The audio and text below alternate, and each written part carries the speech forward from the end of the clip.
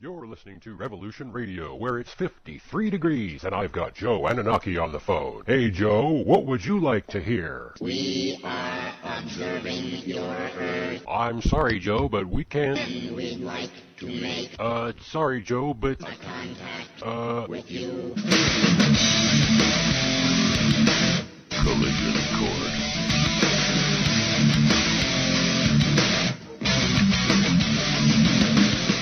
It is essential for our survival to use these powerful tools in the most humane and wise way. And the only way to guarantee that is not to shuffle the responsibility off to somebody else, but to make sure that every citizen understands science and technology to some extent. Lighten up, Francis. Good evening, everyone. It's Francis, your host of Collision Course right here on freedomslips.com, Revolution Radio. Clear skies, everyone. It's me, your host, Francis. It's Sunday, 8 p.m. in New York City. You've joined me so I can tell you a little bit about what's going on in the solar neighborhood of ours. Not just that, though, you know, we're on a mission to uncover and discover the truth about our place in the universe. Come listen for the interviews like we're going to have tonight. A great, fun interview with our friend Gary. Listen to me. Either way, you'll know more so we can decide what's real and what is not in the space outside our atmosphere. That's how we start our show every Sunday. Let's bring in right away our good friend Gary, the Mad Martian. Gary, are you there? Can you hear me? Hey, Francis, how you doing? Hello, everybody. Hey, you sound great. I am very, very happy that you joined me tonight. We've been collaborating now for many years, and it's very good for my listeners and myself to get an update and for you to tell me what's been going on. Everyone, Gary, I can tell you, has his own great show, and all the people that he's been interviewing have been interesting to me. So like having Gary on, I get to get all the people that he's interviewed. It's like I get them all on at once. And so, Gary, thank you for joining us tonight here on Revolution Radio. Thanks, Francis, but don't give me all the credit. Many of the guests are all varied knowledges, varied researches, where in my particular work as an independent Mars researcher and image analyst and processor, you know, I study that planet intently, but you cannot help but crossbreed or cross-thread, rather, the various stitches that's being woven of the various researchers from this planet as we explore outward, because many of them seem to connect, and that's why there's so many flavors that, you know, I feel is connecting and pertinent to the theme of the Martian Revelation, which is the name of my show, by the way, as you know. That's an awesome name. Everyone who's listening and who is not on freedomslips.com inside the chat room, come on over to the chat room at freedomslips.com right now. I'm in the chat room. Gary's with me all the way from his studio, and we're going to talk all about, if you didn't know, I'll give us a little background. We're going to talk about objects that are on Mars that when we see them in pictures, they make us go, basically like that. They shouldn't even be there. Right. And we're gonna discuss and, you know, basically research. That's what we're doing. You know, why these things make us feel this way, how distinct they are, where they fit in all of that. So tonight, and actually I've called this decade the decade of Mars. I think you might have seen me say that already, Gary. I think this right here, this decade is a decade of Mars. We're going to see people going, civilians going to space. We're going to see people signing up to catch on to rocket rides to Mars. And I think we're going to get some human interaction with Mars. And we're going to talk about all of that over the next 2 hours. But I want to tell everybody, Gary, let me just do this 1 second, because since I'm in the chat room, I scroll up a little bit. I want to say hello to everybody that's in the chat room. I'm going to start this evening with Cat Dog Girl. How are you? Pat Rabbit, our good friends Mitchell, SJ, AMSJ, Popsicle Toes, and Blasphemous Buddha. Mitchell's in there. I'm in there. Francis is in there. Mariah entered for the first time. Mariah, I hope you're going to enjoy the show. It's all about outer space tonight. It's going to be all about things that we see on the surface of Mars. Stitch Witch was here, but they're gone. Boy Solomon, how are you? And as well, everyone that comes over to our Facebook pages, because Facebook is really important in my ability to keep track of all the posts that I'm working with. So come on over to Facebook, Collision Course 321. My friends over there, Mike and John, I hope you're listening. Let's get on with the show. One more thing, though. We, of course, have a book to give away. You don't know when the book is going to be given away, but someone in the chat room is going to win this vintage sci-fi book. I have tried to give away the Berserker Man 3 times. Maybe 4 times is the charm. So tonight, someone's going to win Berserker Man, The Return of the Death Machines. First publication in any form by Fred Saberhagen. That's a good author. That's a good book. This is the 4th time I've tried to give this book away. We're going to do that, and you don't know when. Thou shalt not know the time. Okay, Gary, let's give it away. Every show we have. I'll just tell you, we have a great bookstore called Half Price Books. I go into Half Price Books, right? And there's this section for collectibles, and they have all this vintage sci-fi little paperback novels, but they've put them in a plastic sleeve, and they're protected. You get $1 for one. I grab 10. I bring them back, and I give one away a week, and I send them out. Francis, what's important about that is very good is in those old books. That's where many of the truths are hidden and put by those in the know. Yeah, because they come from the beginning of the space age, and it's cool. They have awesome vintage sci-fi art. Always, the cover arts are always cool too. So that's why I really find it cool that they put them in a little plastic bag and they have a cover and Berserker Man. And you know what, Gary? I have one for you. I'm going to send you one. Awesome. Yeah, I won't tell you which one, so you won't know which one. But now you know you. Now you know you're going to get one. How about that? That's great. That works out great. Okay, let us for a second, everyone, just think of ourselves. We're sitting here wherever we are in our lazy boys in our studios. We're sitting here on Earth. Let's just transport ourselves to Mars. Pow. Okay. I am floating outside of a red planet, Gary, and they tell me there's a lot of strange things on this planet. What do you think about that? Well, it was said long ago, if one was to look for intelligent life on other worlds, what would they look for? The most common answers people would give is roads, buildings, things like of that nature, many people would say. Bridges, okay, So, and that was directed by Carl Sagan. And ultimately said, oh, yes and no. But, once you rule that out, how can you still, if it's not life as we know it, like life as we know it? What would you look for? How would you look? Answer, their geometry.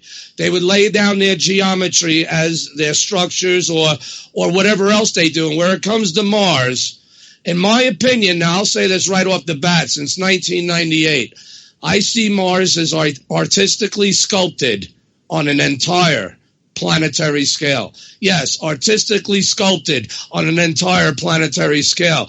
That makes the Mars that we now know isn't really the Mars that they now know, and there's more reasons behind those same words, but it puts a different twist on it because it's not just certain features that we're seeing on the surface per se that's really intriguing, but to go to a global-wide effort is even more extreme. But is it? Because we do have scriptures that talk about you shall see his handiwork in the heavens. And I don't know about you, man, but before I started even studying the surface, it was the global views that I would look at. It was on, what was that, Time or something like, or National Geographic years ago, an image. I just kept looking at it the whole time in a dentist office. Finally, on the way out, I had to steal the thing because I couldn't keep my eyes off it. And I said, I could swear this thing looks like it's fish scaled, like, artistically. Let me ask you one question. So you were, and just so that we can connect what I'm seeing here as I'm floating outside of Mars, when I look at it as a global, are we talking about like what we see here on Earth? And we've seen ley lines and that important buildings are positioned certain places around the globe and that they may have a reference point to each other. And so this equates to maybe what's going on with Mars, but with a civilization and race of people that we don't know of yet. Well, that we don't know of yet. All right. Now, don't mean that they, meaning they. Who are they? Those, the powers that be, the military, the DOD, the government. They know. The Mars they now know is not the Mars we now know. The Mars we now know is covered with gigantic mountains, meteor craters, and deserts that reach across the entire planet. And one thing more. What? How can it be one thing more? A giant sculpture that many scientists now claim was created by some unknown race of intelligent beings. That's from that UFO Diaries. We might get into that later. But it's very pertinent information because that's intelligence information. Because we're being told, as described as the Mars we now know, which it is, right? There's nothing wrong in that statement. But then when you come to and one thing more, meaning those things are covering one thing more, what? The Mars they now know. A gigantic sculpture that many scientists now speculate was created by an unknown race of intelligent beings. So that makes up the ante all the more, and where we've been being taught and led all these years that Mars is Earth-like as much as possible, that you know, no life was there. Well, then there could be life. But then, you know, it's all leading up to how hard it's going to be to keep the explanation that the surface of Mars is natural. Now, granted, it had some damage, it looks like, to it, but I think this came after the planet-wide carving, the handiwork being made in the heavens. Now, okay, I want to stop. That's phenomenal. Yes, sir. I want to stop because I know you, Gary, and you can just go, but I want to come back. Yeah, I want to make sure that I just shared the link for the image page into the chat room. So anyone who's not listening to the chat room, you just missed the link, which will take you into the images that Gary has collected of the types of objects that he's talking about.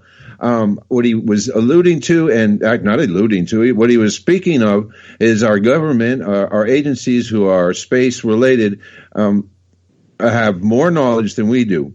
Now, my interpretation of that, and my honest interpretation about agencies that are hard at work through research versus the people, I believe that the people, like myself, I'm probably 10 years behind what the government agency knows about whatever they're working on, whether it be colliding particles or space travel. I really think that science is 10 years ahead in secret to what science is revealed to us. And that's probably for more reasons so that people and individuals get to work with science individually. And it's, you know what I mean, Gary? I think we're 10 years behind. So whatever's going on in science and in research and Mars revelations, we're 10 years behind. So yes, I believe that the governments that are in control of these organizations know more than we do just by the sheer fact that their technology is 10 years ahead of what we're actually getting to interact with. Yes, indeed. And also, everyone else could go to the facesofmars.com, www.thefacesofmars.com. And there's a link also for those that aren't in the chat room. I'm not either. You could click on where to hear the show, as well as click on the image reference page. That'll pop open an extra page. So you can see these images and just, it's not everything I've done, but there's a good chunk of varied geometrical shapings and carvings that nature just does not do. There's too much going on. A lot of it appears to be based upon some tetrahedral type mathematics. I'm not a mathematician, but I see the art. I see it. Let's put it this way.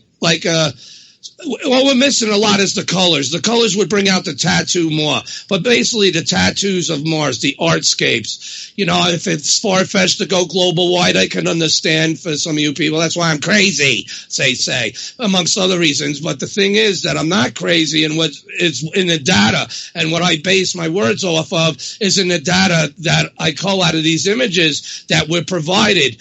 Now, granted, there's a lot of obfuscations, in various space-related imagery, which, you must process it from the raw to really ascertain any of the, even the features compared to how it's officially given out to see those differences. But when you do, oh my gosh, it's like a whole nother world.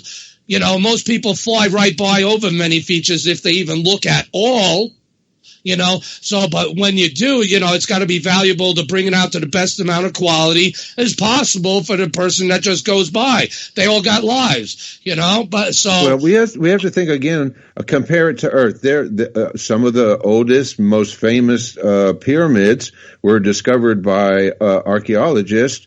Totally covered in earth and land and dirt, and they uncovered, 15 feet deep, 20 feet deep. There's a pyramid in a plateau or in a valley, and they had to dig it out to reveal what it was. So, these geometric shapes don't have to be brick and mortar. You don't know what's underneath the underlying or what's underlying to the overburden. I mean, what is overburden on some of these and what is not? You see some really fine detail on some, but it may even get more detailed if you removed some of the Martian overburden. I'm scrolling through the pictures. I recommend people scroll through the pictures. This is the basis of this show is to be looking at Mars because we think that Mars is really important, and it is. Hashtag the Decade of Mars, and to find these representative images and to have people like Gary to go over them and work them out for us, because think of how much time it takes to go through these images and give us this view. Thank you for doing that. It's very, look at that triangle one with that chart. There's a triangle one there. Which number? They're numbered. We could get into it later. 25. 25. 25. All right, let me go down to that. That's 25. Boom. Isn't that amazing? Yeah. And the thing about this surface is what I'm seeing in the features doesn't match up a lot to what I'm told by mainstream science of what the surface is, because I don't really care.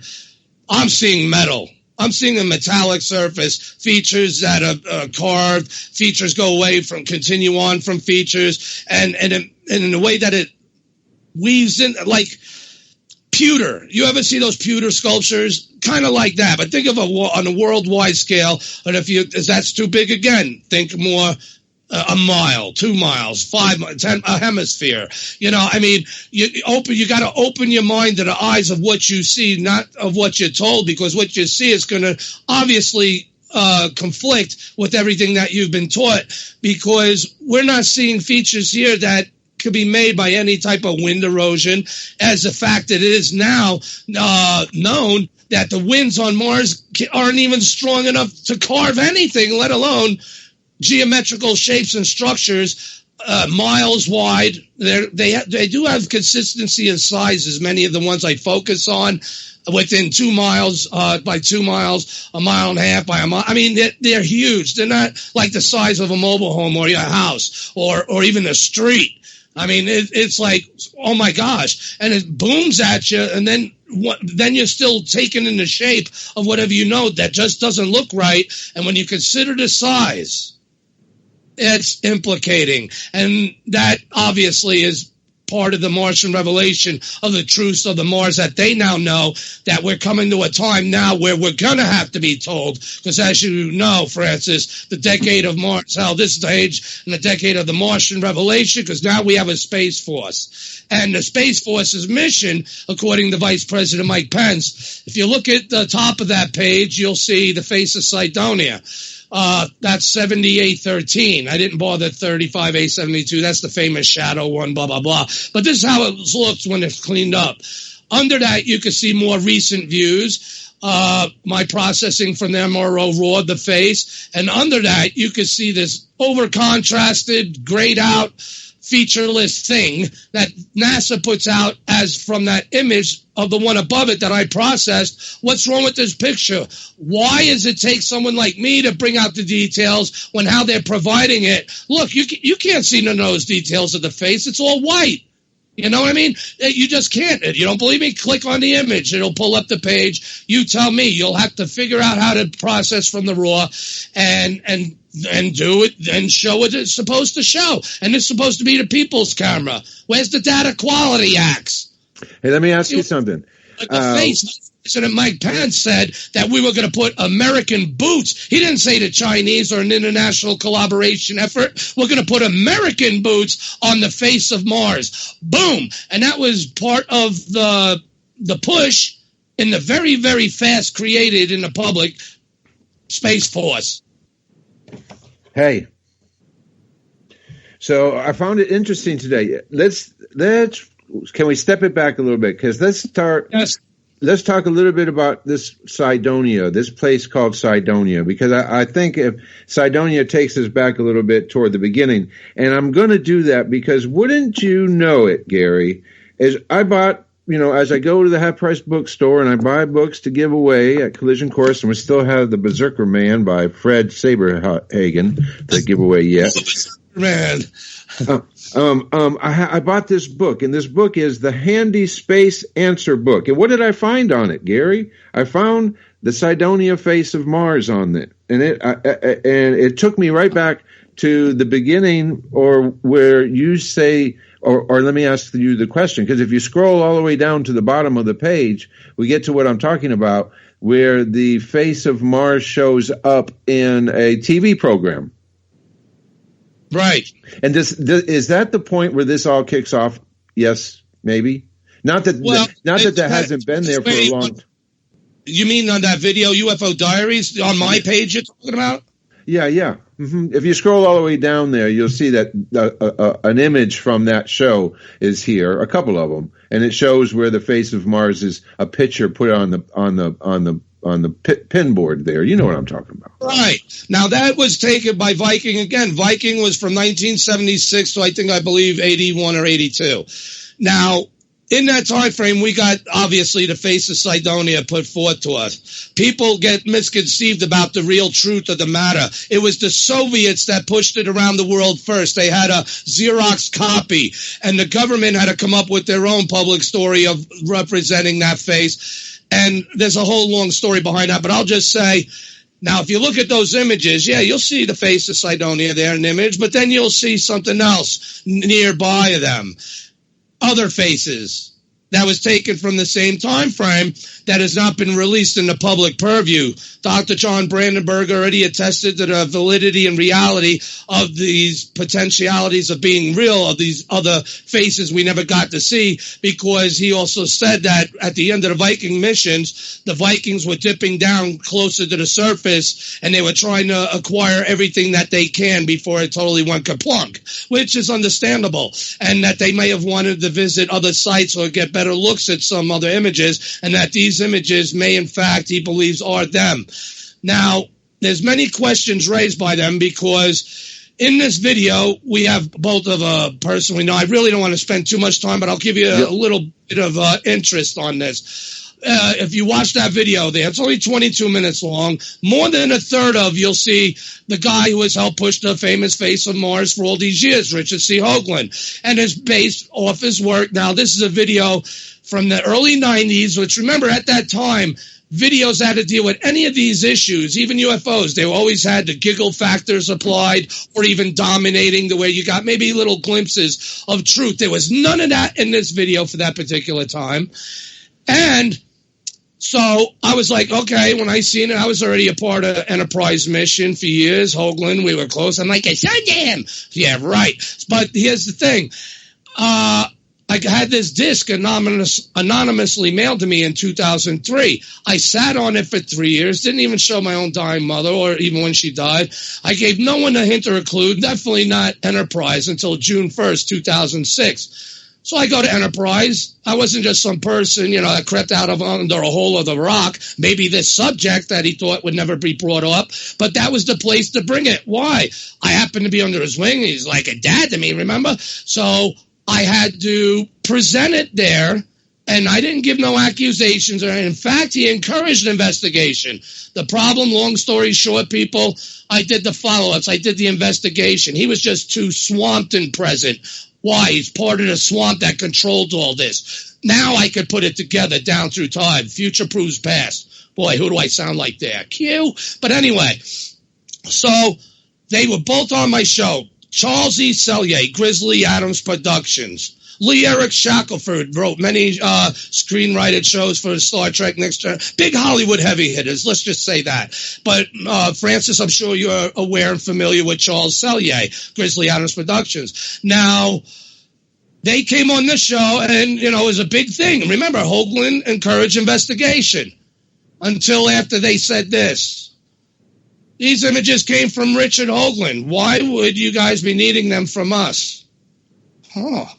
Okay, that was a visual email written as testimony evidence that I got. It wound up being that. Remember, at that time, I didn't know. I just thought it was cool, wow, other faces of Mars. There was some interest, but Richard put the kibosh on it after the fact it led to him by the producer's own mouths. But I'm not going to get into that long story. But here's the thing. Ask him about it today. He'll run from it. You see, but look. A lot of things were done. I'm not going to get into it. I'm not going to disparage Francis's show. Many listeners may appreciate, they know somewhat of my story. But if you don't believe me, just ask Hoagland. Look at those other faces. Don't you want to know what they are, where they came from, their locations, the information and about them?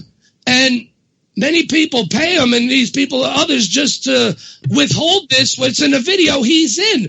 I'm not attacking. This is just general facts of an investigation that I'm still on. It's not. So the importance of that, there's other faces of Mars. So I've been on the hunt. And like Francis has stated over the years, he's been following my work. It has not been unfruitful. I've been finding faces of Mars, but not these particular ones, which shows me, and Francis, what? I'm on the right path. Yes. I'm sorry I had to do that to you. I'm sorry I had to bring you back to the beginning, but sometimes the beginning makes us who we are in the end. And we all know the Richard Hoagland runaround. I mean, I ran it with him, and he dropped my name before, and it's all like that. I know you got a bad deal out of it, and we're just going to call it what it is and move on. Right. We're not going to, just rehash that on this show. The important facts of the matter is there's the images. There's evidence and testimonies who provided them. I need everyone's help. 2%, I was told. So if 2% of you ask, that's all the much better, because then it makes it safe for him to then officially come out and acknowledge it himself. There's some type of weird Twilight Zone thing going on here, again, without getting into it, where this is part of an acclimation program that has to happen, and that's how disclosure would come. He always says that everyone's not going to get disclosure as they would think. Everyone speaks in codes. He always hinted over the years, there's codes. He's scripted in codes. And if you're smart enough to put the pieces together, like the Bible, a little here, a little there, then it connects to somewhere else in the Bible, you get the bigger picture. It's kind of like that. And then it paints out a story that's so remarkable, so impossible, but yet full of hope, because it gives a prediction of what will happen. And yet, Richard's not safe yet to talk about. I don't think we're far. But when that day comes, he even says it's going to blow all the independent researchers out of the water. I will not only be redeemed and vindicated, and obviously understanding what was done to me, but I will be vindicating and validating his real secret work, which is the ultimate, whatever it is. I see him winning some weird medal or something, or prize, but yet then we will prove ourselves worthy by using our intelligence to figure these things out in order to deserve more. If we're not intelligent enough to get this information, if we prove Brookings to be accurate, that we will all freak out, kill each other, not go to work no more. I mean, all sorts of things. Or can we prove ourselves more intelligent, that we're old enough now? Now, based on Brookings, we are at a time now where we must be told we have to understand and adapt. And that's what the part of the Space Force and the importances of it is, because obviously the mere trick of light and shadow is not mere at all. And there's others, and that implicates all the more what? Never mind. The face of Mars ain't alone. It's not even lonely. So, nor are we. Why do they want to put American boots on the face of Mars? American boots, they're not talking about astronauts with flags and flowers. They're talking about M60s.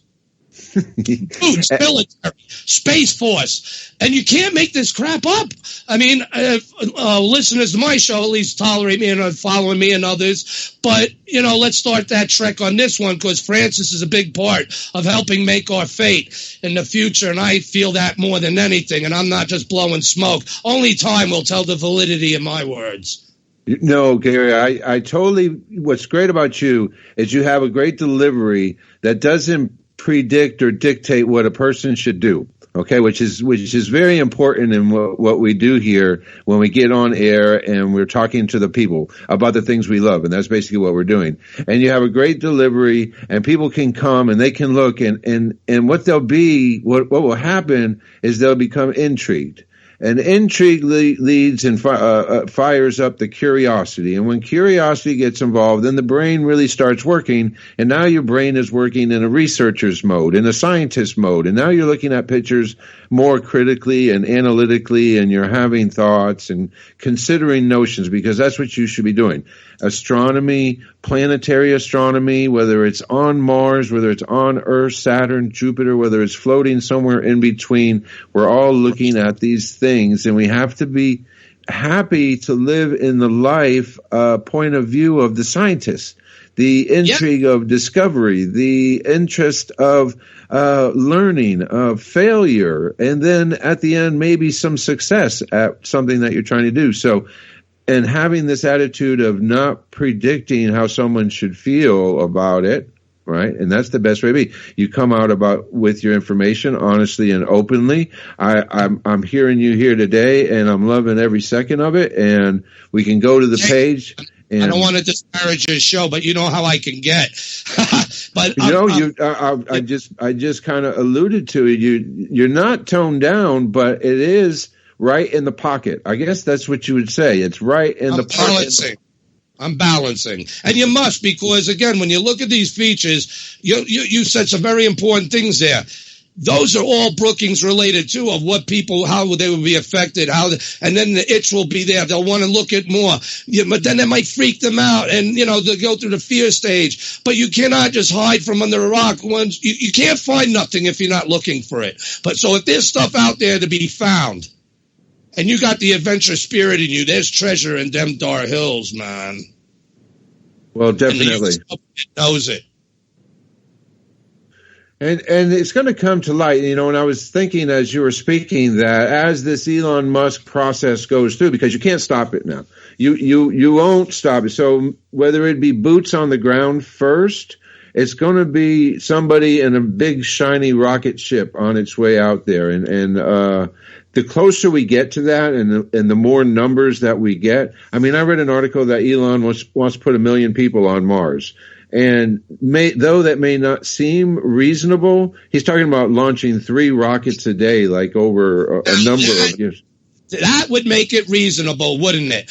Now, what you got to appreciate the big push of this, even though it's the biggest fears of Earth, is the military aspects that makes this demand need to be pushed for us to secure dominance of space, not just for our way of life as a nation, but to protect us from the threats coming from deep space. Those are the words by both the presidents, the generals themselves, everyone involved. There's threats out there coming from deep space. Some may say Nibiru, some may say asteroids. Yeah, well, then why they needing to set up beachheads? Why they need to go on the Mars? There's some subsurface illegals home. There's something that we're dealing with that. Just the other night, General John Raymond was sworn in as the new general of the Space Force, right? The same day, Francis and everyone else, Tucker had the news article with, what was that, Liaison? I forget his name. Oh, it's right on the tip of my tongue. Forgive me. Liaison, something, I don't know. Talking about the Pentagon, what they know, and the reality that Tucker's been, announcing it, being like the spearhead, going after and showing the people this, and he has a good way of presenting it. And they affirm that the UFOs are real, but now they're saying that they want, they can't give out more information because of the severity of the national security levels. Now, just a couple weeks prior to this recent event of that same day, as the general's being sworn in, you can't make this up. This is where disclosure comes from. You got to use your intelligence once you follow the pieces. It's like code. But a couple weeks ago, he had someone else on there, an expert or someone real knowledgeable. Forgive my ignorance of the name at the moment. But I went over this on the Martian Revelation. But he stated that the Chinese, the Russians, both would have engaged these UFOs, and lives were lost. Never mind the crafts that they were flying in. Lives were lost, which then made us have to think subtly. It wasn't said on the surface that so were ours. Well, yeah, which means, you see, Francis, like you said earlier, they may be, you say 10 years. I say probably more, depending on what the reality is that's really going on.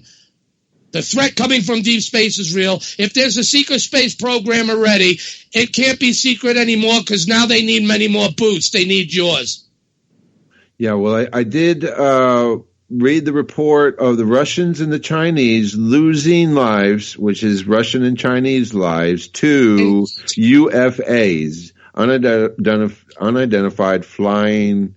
I don't know what A stands for, but it was unidentified aerial phenomena, UAPs. Okay. It's the same thing as UFOs. They just turn it to a different name to make it seem modern. So as the way to obfuscate, there's that word again, whitewash the truth of what was already before, them denying all these years. I mean, all of this is tied together, people. We're not alone. There's a threat from deep space.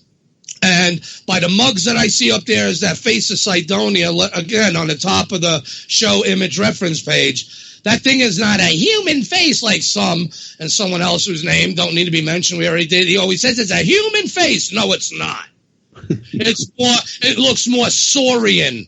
And it's like a split face motive. You had like flip it each side, mirror it unto itself to have like more meaning to the message. But one side looks like a lion aspect as this dominant theme. The other side looks like a King Kong saurian type, but it's hominid, but it doesn't look human. There's nothing human about it.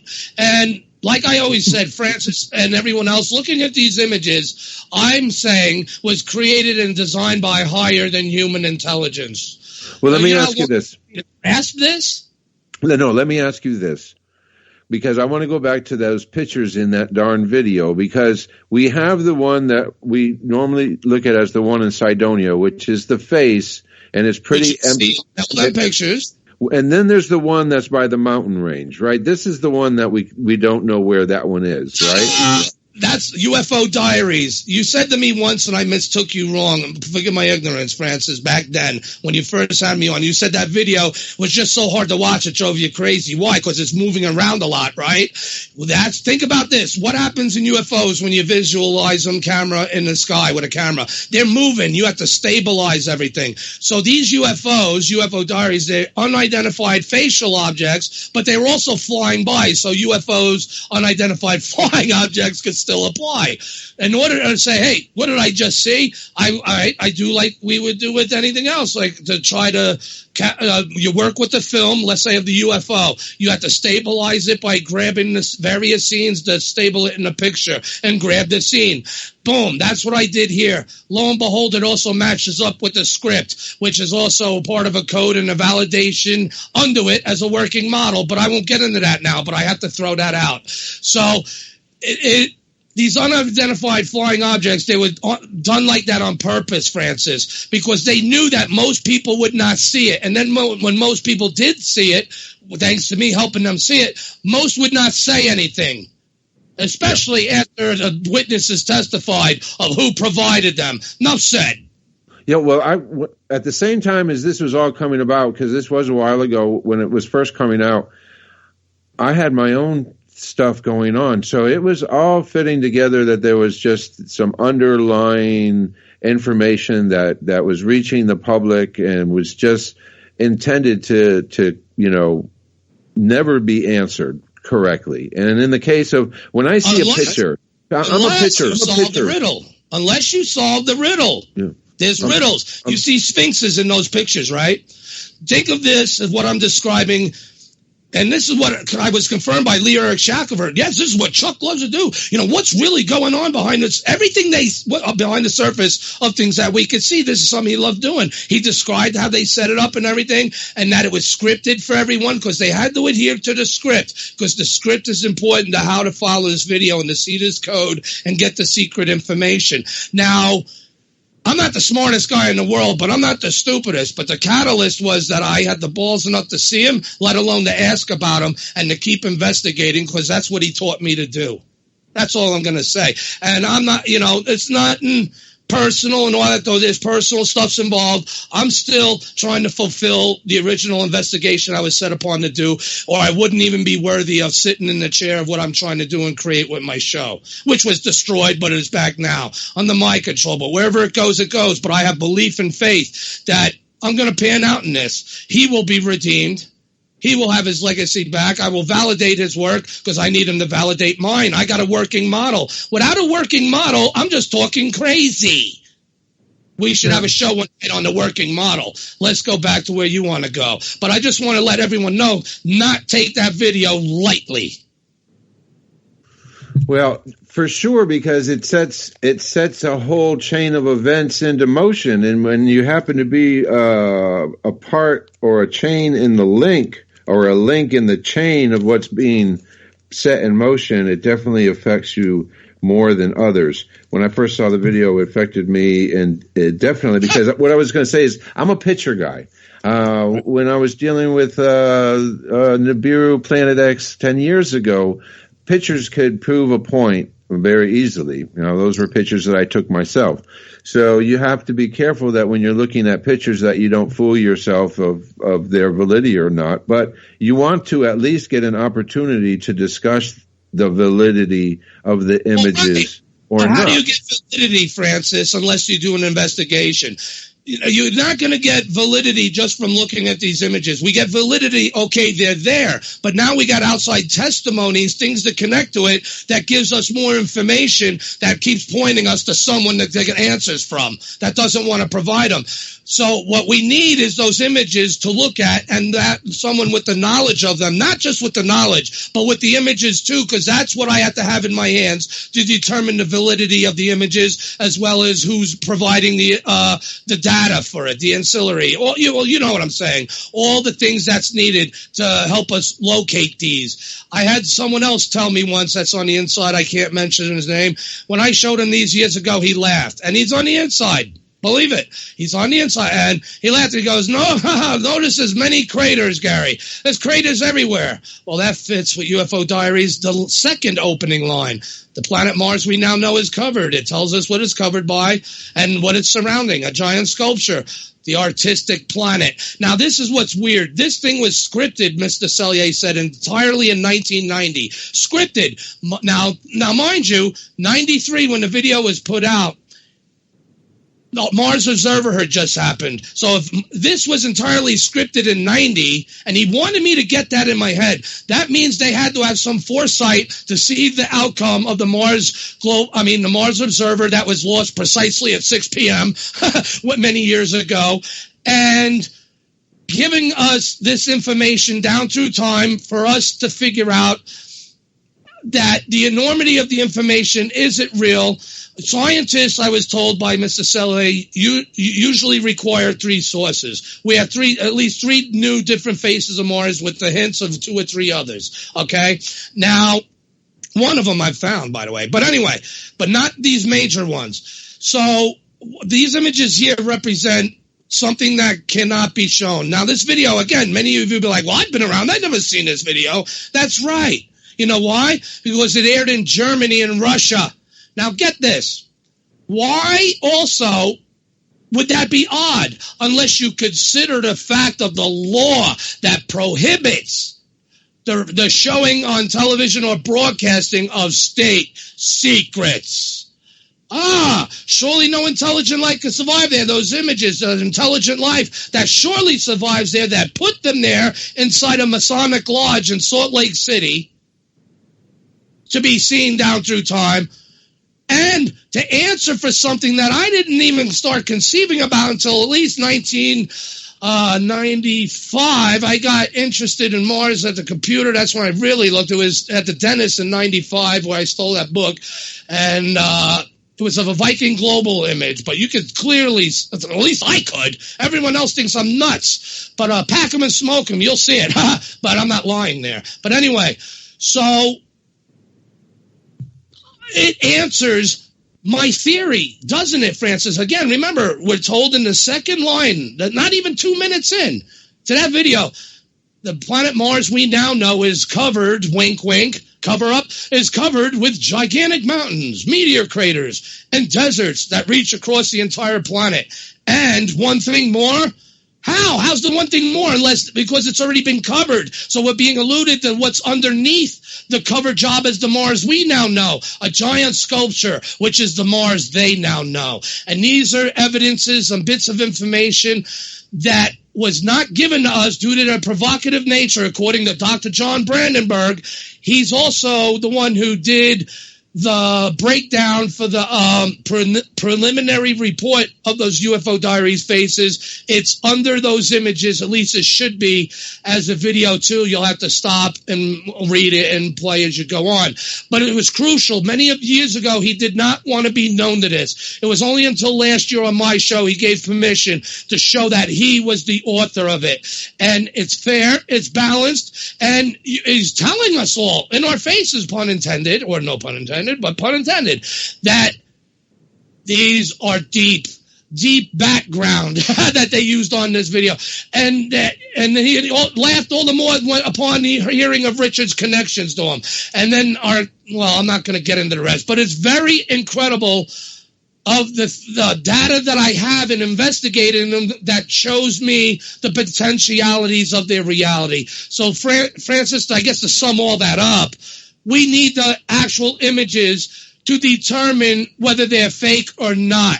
I mean, does that make sense from a scientific point of view? You look without bias, you got something, you got to study it, then you got to just do what you got to do, right? That's right. And basically what's occurring here is the images that we're talking about, they were made visible to us through this video, but they have yet to be made available to us for research and confirmation and to follow up, so that you have this great bit of information given to you with no possible way of following up on it to prove it one way or the other. And then when you go back to people who are responsible for the images, who have produced the report which overlaps the release of the images, you find yourself in a hornet's nest first, and then you just find out really badly that there's very hard to move forward without any additional help, and that's an unfortunate. It's an unfortunate fact. Unless you learn their lingo, and I have some, that's where it's got me to where I can to this day. But the thing is, I get frustrated because I'm not at the end of my rope. You once said to me, I could be the hamster in the wheel. And I was offended at that, not at you, but offended at that, because thinking to myself, but you know what? What if it's true? But that's what my job is. I was taught to do and who I am. And I got to get the answers, not just for myself, but for everyone else. And to prove that not just to Hoagland that I could do it, but that he taught me well, number two, and number three, that I had the balls to follow through like a man would, despite everything that was done, despite all that, to continue on. So I'm the right person, like a trial by fire. I'm the right person to be in the seat I am and where the Martian revelation is going, because it wasn't my own idea of volition of where it's going to go in my life. My footsteps are not my own. Just like, how did they confirm a theory I had from 1998 onward, which got Hoagland's attention to come to me to begin with in 98, was me making runaround nutty claims that Mars is artistically sculpted. And then in that second video, I'm already years under his wing, blah, blah, blah. And I'm just looking at this, boy, how do I present this? Because I'm seeing codes, I'm seeing all this. And it's just so weird. answering and validating my theory of an artistically sculpted planet. That alone, Hoagland aside alone, should be impossible. Never mind nuts. Impossible. Okay, let me take this moment. It is 8:49 p.m. if you're in New York City, 7:49 p.m. where I am here in my studio. What time is it there, Gary? 6:49.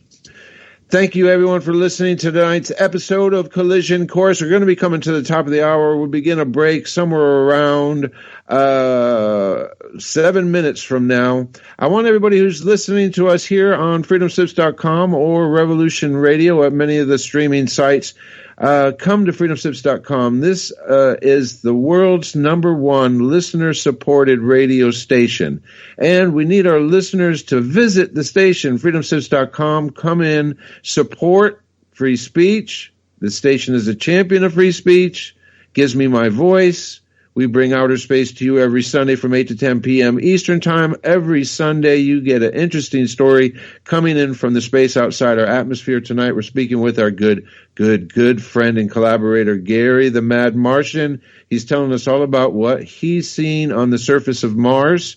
Now, we just got into some of the background, but on the other side of the break, Gary, I want to ask you about what the future is. What kind of space missions and where are we getting new images? Are we getting exciting new images? Where are you pulling them from? Where can people go maybe do their own search? But we'll do that when we come back at 8:03 New York time. 8:03 my time. What did you say? You were 6:51 right now? Yes, sir. So you're an hour behind, and New York City's an hour ahead, and very, very happy. I want to take this moment. This is what we're going to do. And this time, Gary, I'm going to give the book away.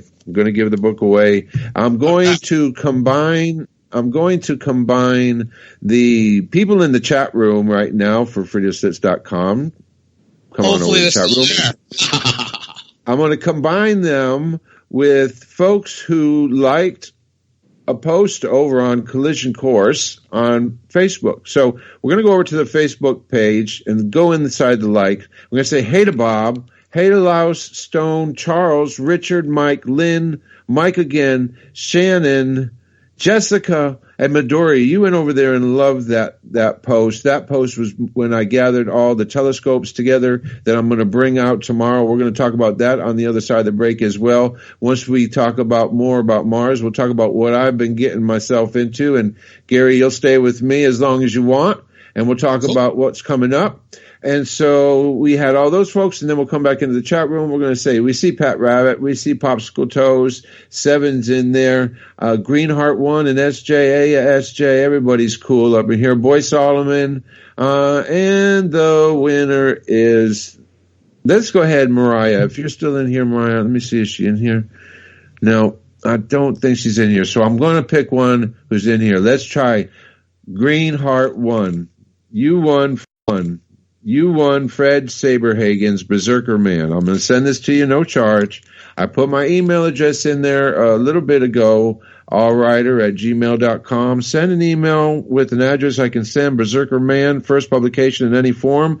Even the dread berserkers must fear the ultimate synthesis of man and machine. Fred Saberhagen, Berserker Man. It's going to be sent out to you quickly.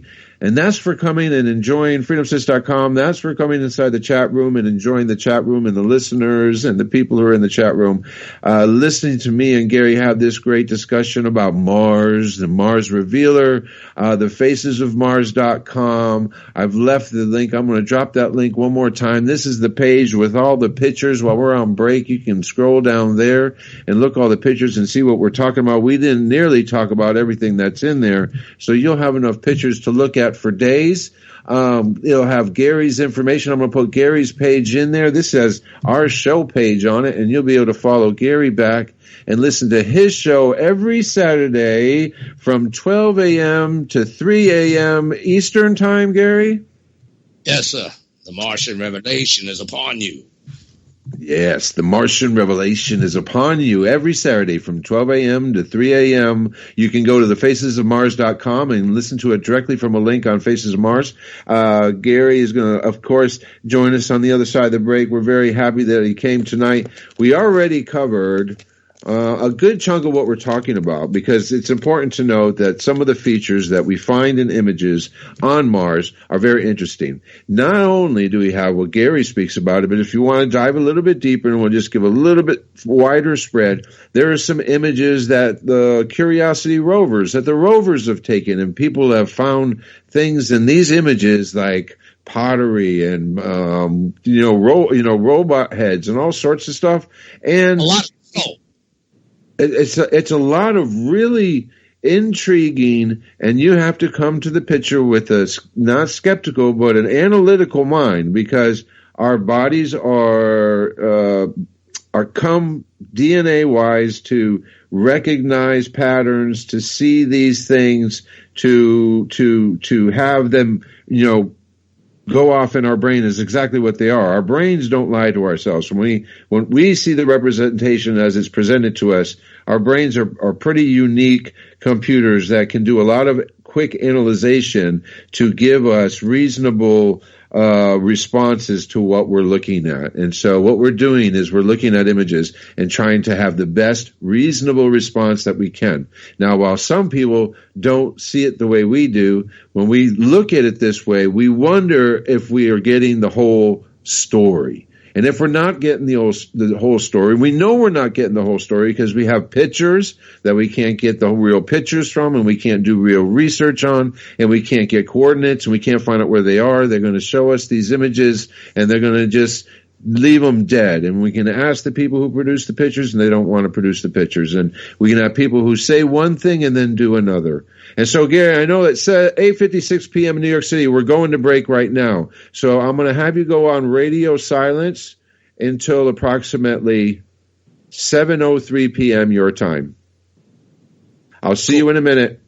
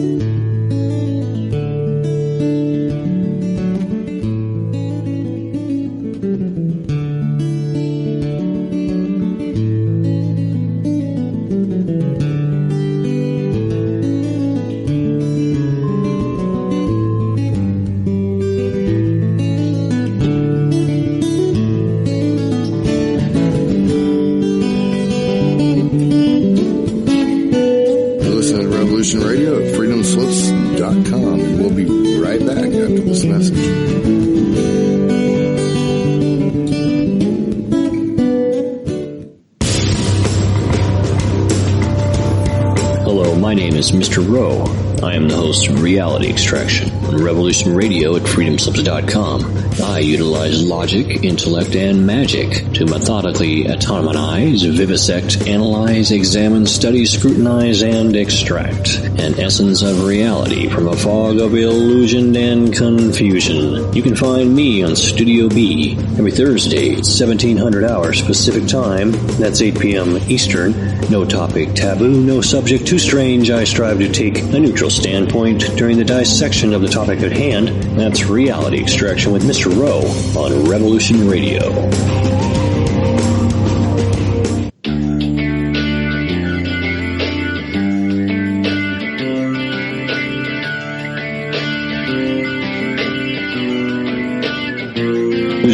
This is Thomas, a.k.a. Mad Painter. I'd like you to join me Monday nights, 10 p.m. Eastern Standard Time for Open Canvas. Don't forget to bring an open mind. Yes, folks, that's right. Bring an open mind to an open canvas. Again, that is Monday nights, 10 p.m. Eastern. UFOs to government corruption. This is Revolution Radio, freedomslips.com. You don't need to expect us. We're already here.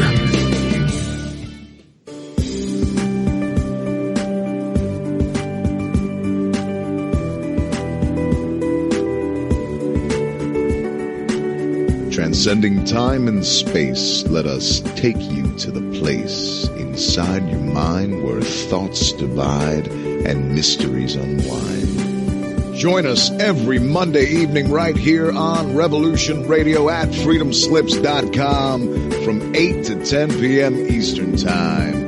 And you will catch the Fenton Perspective with our great host, Lorian Fenton. Come listen in as she shares her amazing stories from the past to present, along with all of her guest secrets to the future. That's the Fenton Perspective every Monday evening right here from 8 to 10 p.m. Eastern Time, only on Revolution Radio. Oh, and you don't need to expect us. We're already here.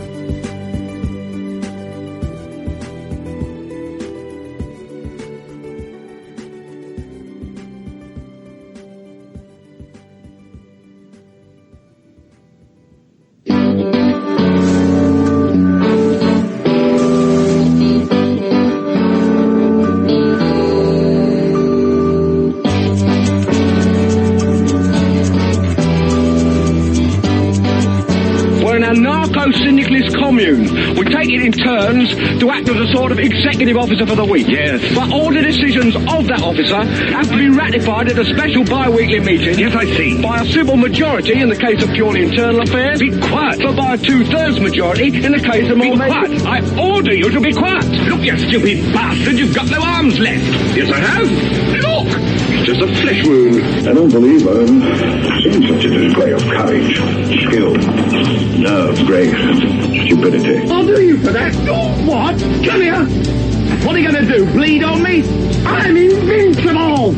You're a loony. The Black Knight always triumphs. Roundtable Live, Monday through Friday, 1 a.m. till 4 a.m. Eastern Time. Bring your mind, bring your ideas, bring your voice. King Arthur had nothing on us. Here at Revolution Radio, freedomslips.com.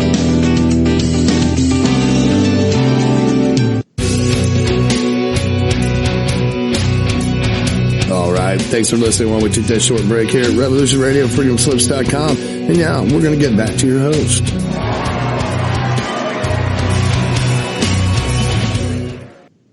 Welcome back, everyone. It's your host, Francis Walsh, from Collision Course, right here on Revolution Radio, freedomslips.com. Welcome. Every Sunday from 8 to 10 p.m., you're going to join me right here on freedomslips.com, and I'm going to tell you a little bit about what's going on in our solar neighborhood. Not just that, though. You know that we're on a mission to uncover and discover the truth about our place in the universe. You're going to come listen for the interviews, like the great one we're having tonight with Gary, Mad Martian, Mars Revealer, thefacesofmars.com, and you can come listen to me. Either way, you'll know more. So we can decide what's real and what is not in the space outside our atmosphere from right here on Collision Course, freedomslips.com every Sunday. Greenheart 1 did win Berserker Man. We'll see if eventually we can get this to go to someone who likes it as much as we do. It is on our 4th try. I hope they do send me an email because I want to send that out to them. Gary, are you here? Yes, sir. Let me tell you that the response in the chat room is very good, that we have a very high-energy show, and the listeners are being very, very well entertained. I want to thank you for that because that means we're doing our job. All right, that's good, too. It means I'm getting better and not scaring them all away. You're doing awesome. I mean... Only 2% of them with balls, though. Now, there are... Of course, and I want all the listeners to know, this is a free speech platform, and we should feel free to speech what we want to speech. There are times, yes, but there are good times and better times and times that are not so good to have that free speech the way we want to have it. But here on freedomslips.com and during Collision Course, we speak freely. And Gary has done a wonderful job of speaking freely, letting folks know where to go and have an analytical mind, because that's what he's been doing for a good period of time. And with all the information he's doing, like I said, he's got a show every Saturday for 3 hours, 12 midnight to 3 a.m. Go to the facesofmars.com and find the link to the show. He does all his own research with all guests. Collision Course is great. his show, Mars Revealer, is excellent as well. You have, I've spoken to many people recently, and we've come to an understanding that there tends to be a lack of astronomical information, news, etc. Gary's mind, he's always working on his storylines, and they have to do a lot with what's going on in outer space. My storyline, what's going on with outer space. We're lucky to have these avenues. I want you all to get a chance to move back and forth and enjoy them as much as possible, because we take the time to bring this news to you, because I know the others aren't doing it. There's hardly anybody really giving us the good information like you can get here on Revolution Radio and over at the Mars Revealer and the facesofmars.com. And Gary, once again, we're so happy to have you back. We tried to give this book away. Gary, you wouldn't believe how busy I've been.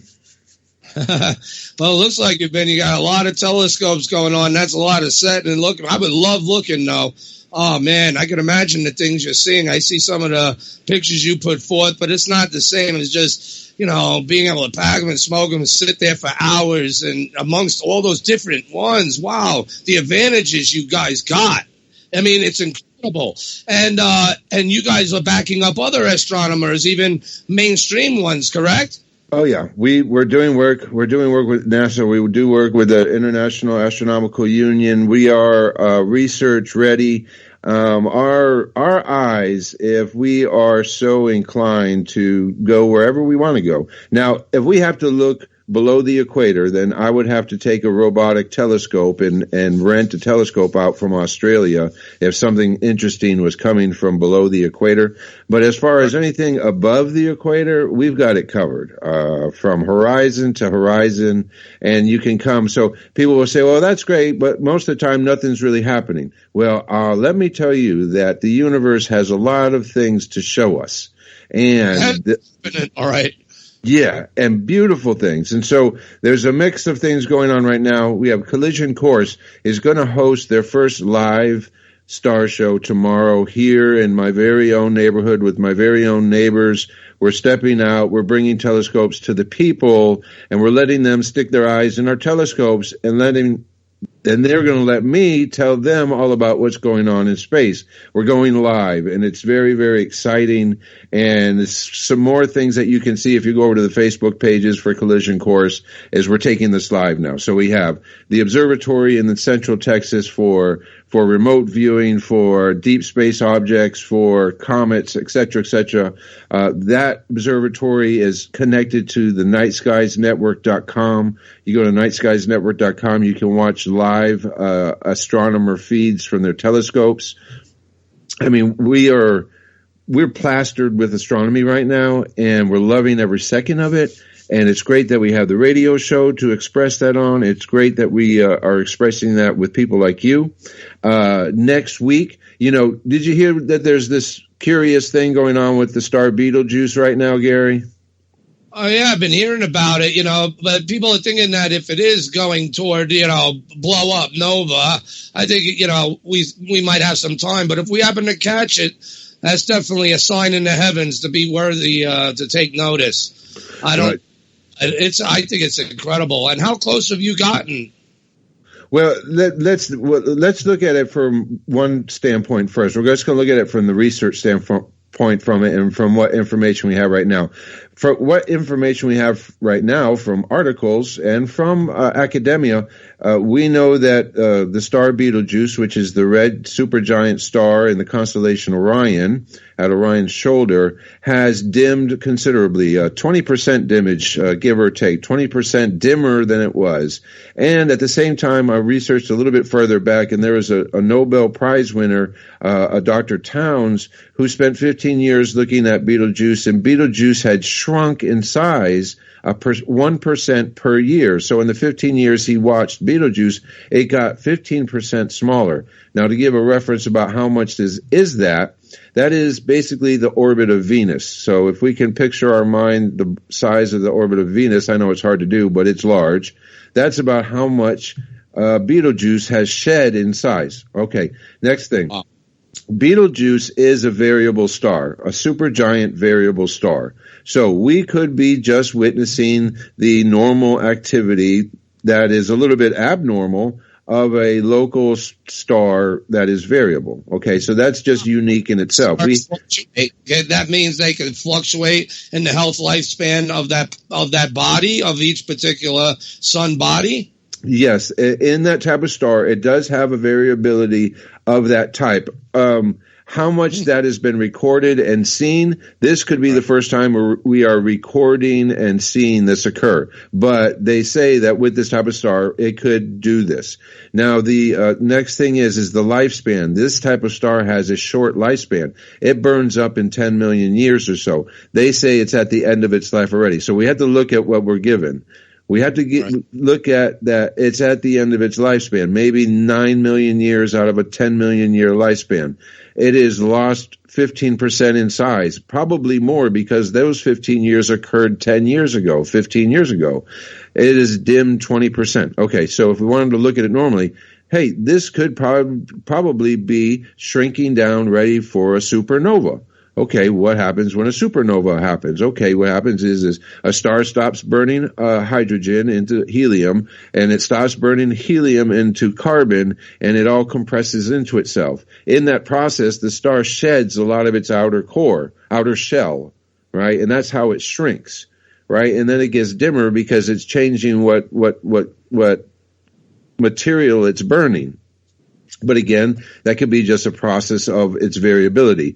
But if it continues to shrink and burn helium and turn into carbon, it will eventually compress down and then explode. Now, I've also read that technically a supernova isn't the only thing that it could turn into. It could turn into a pulsar. It could turn into a black hole. That is what's been given to me in articles. So when we just think, it's going to blow up into a supernova, which would be a grand event, it would be seen in the daytime. It would last probably about 6 months, being able to be seen in both day and night. It would be the brightest thing in the sky at night. It would also be seen during the day, and it could last months. But if it didn't turn it into a supernova, it has a potential to turn it into a pulsar.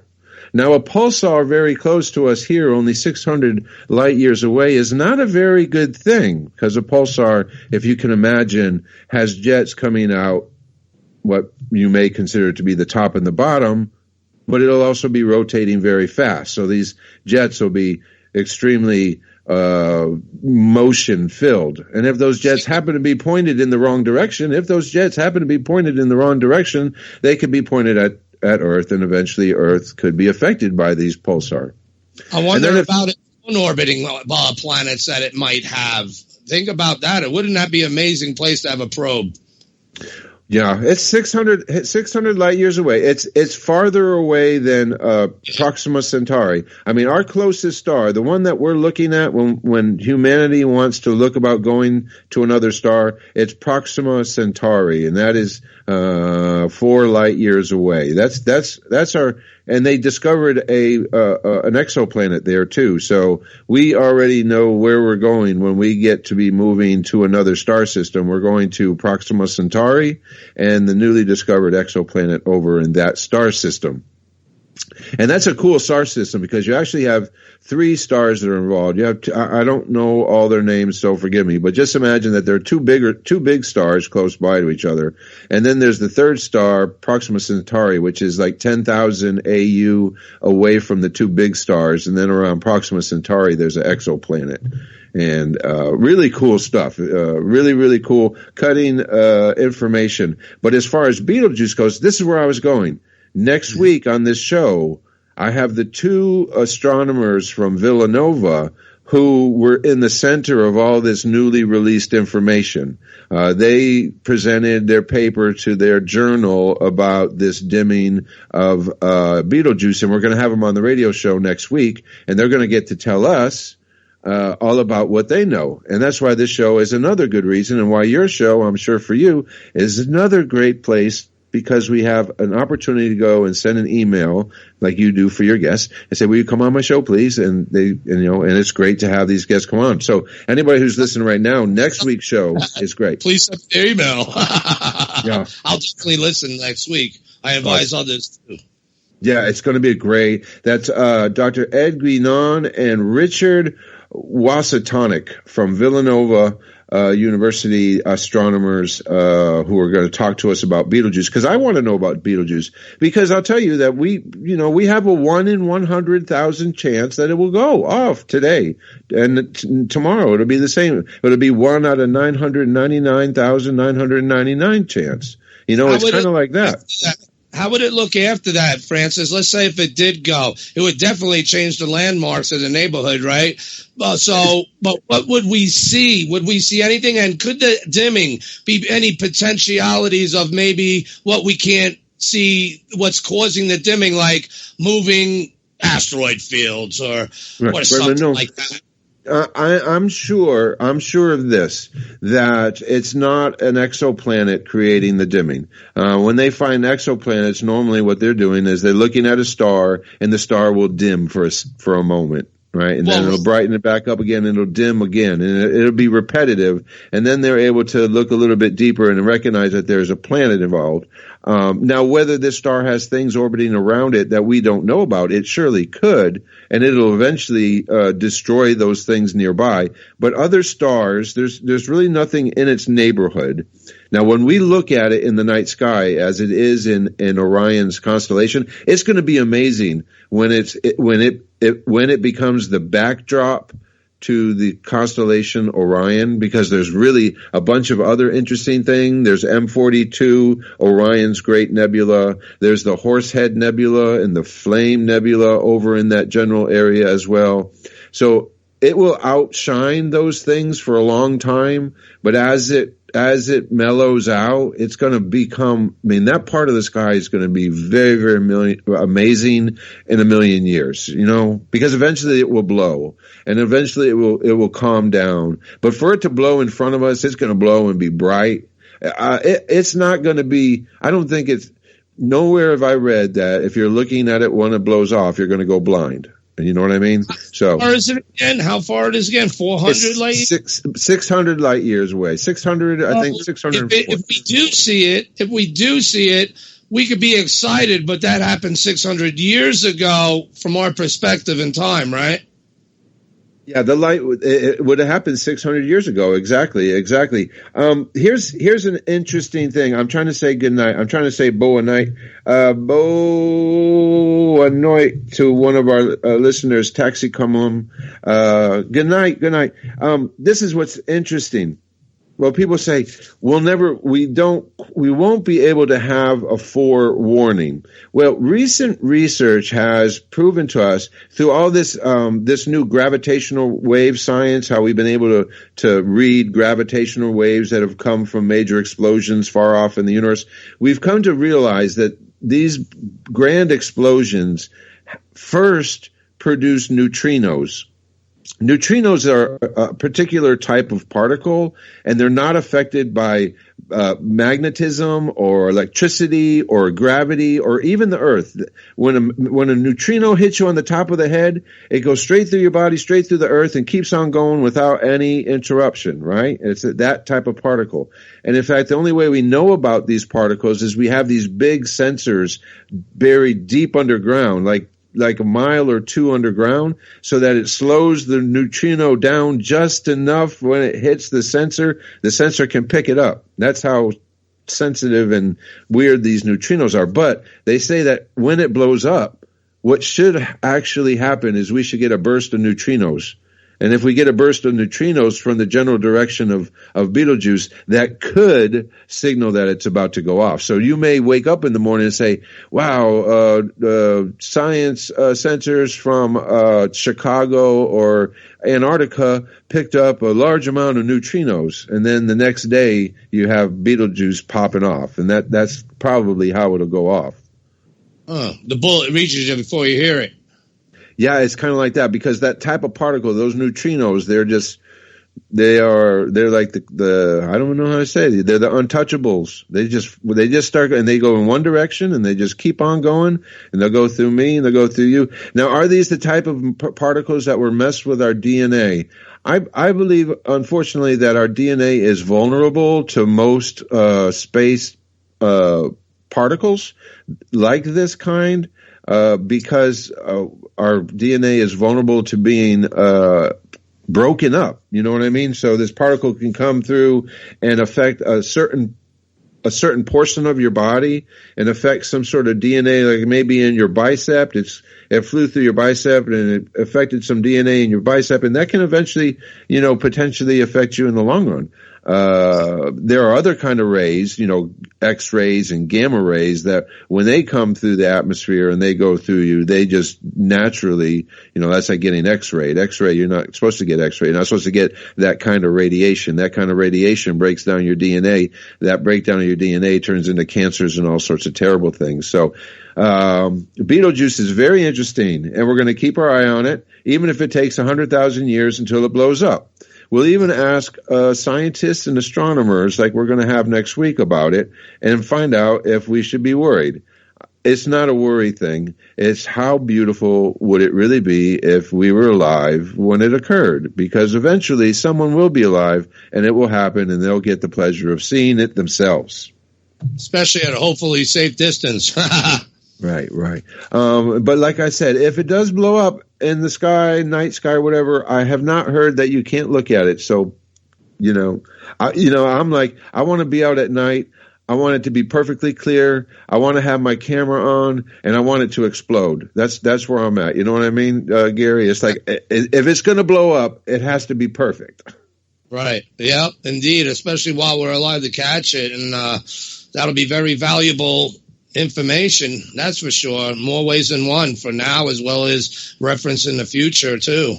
Who knows, man? It's really incredible. Yeah, I definitely want to catch that show, because it's been going around a lot. A lot of people are talking about it and theorizing about it and wondering about it. And but you got the goods up there. If it could be seen, you could probably see it real nice. Right. Well, did you watch or see SpaceX do their abort fly through today? No, not today. How'd that go? Here we go. I'll give the report. Today, earlier today, somewhere around 10 a.m. This morning, SpaceX sent up a Dragon rocket with their Dragon crew capsule on top to run through a live abort procedure mission to ensure that if anything occurred through liftoff, the crew atop the launch vehicle would have an opportunity to escape and then reinsert itself back onto the surface of Earth somewhere in the Atlantic Ocean. And I can tell you right now, it was a big success. It was a great success, and it even surprised me, Gary, and this is why. I didn't actually read all the articles about it. Someone sent me the link, and I got into it just on time. So I'm watching the launch, and in 5, 4, 3, 2, 1, and they have the liftoff, and the rocket goes up, and they probably had about a minute of liftoff, and then the rocket, the rocket booster kind of flames out, and then you see the capsule jettison away from the top of the booster, and then I just thought it was going to be normal, and then maybe they would go recapture the booster again, and the booster blew up. I mean, not like a little blow up, like that thing blew up. It was boosh. Like you would see, like if it was like a real accident, this thing blew up, right? And I said, "Oh my God, the thing blew up. That can't be right. That mustn't have been planned." But we'll move now to the capsule, because the capsule got shot forward. It was moving, and then came in perfect. The parachutes, the first drag parachutes deployed. They descended another 6,000 feet, and then the main parachutes deployed at 2,500 meters. It splashed down perfectly, and then I read back in the article, and they said, no, we weren't planning on reusing that rocket. We were going to blow it up. And boy, did they blow it up. So mission successful. Now, that's very important, because that big effing rocket program, which is the original name, now it's Starship. But whatever, the big effing rocket program we all must support.